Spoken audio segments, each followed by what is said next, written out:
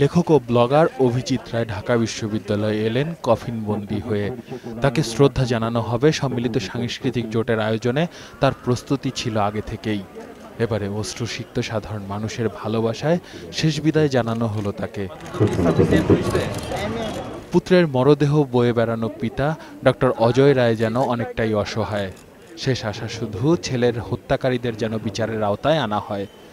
আপনারা এই দৃঢ়তার সাথে এই জঙ্গি সংগঠনগুলোর যারা নেতা তাদেরকে অনতিবিলম্বে কারারুদ্ধ করার জন্য এগিয়ে আসুন এবং বিচারের কাছে আদালতে সোপর্দ করুন।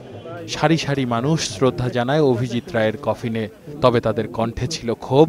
সাম্প্রদায়িকতাই হত্যার অন্যতম কারণ বলে অভিযোগ শ্রদ্ধা জানাতে আসা অনেকের। একদিকে দরকার সরকারের কঠিনতম অবস্থান এই জঙ্গি দমনে, আর দ্বিতীয়ত আমাদের সামাজিক সকল শক্তির প্রতিরোধ।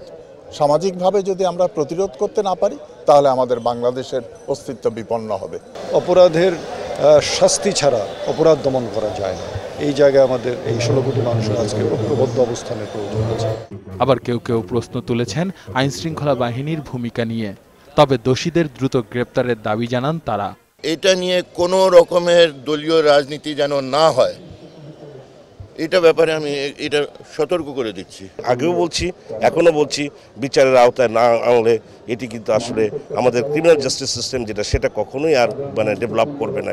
মুক্তমনা ব্লগ আর লেখা হবে না অভিজিৎ রায়ের হাতে, তবে গুপ্ত হত্যার ভয় দেখিয়ে কখনোই মুক্ত চিন্তা বন্ধ করা সম্ভব নয়, এমনটাই দাবি সকলের। আসিফ সুমিত, 21 টেলিভিশন, ঢাকা।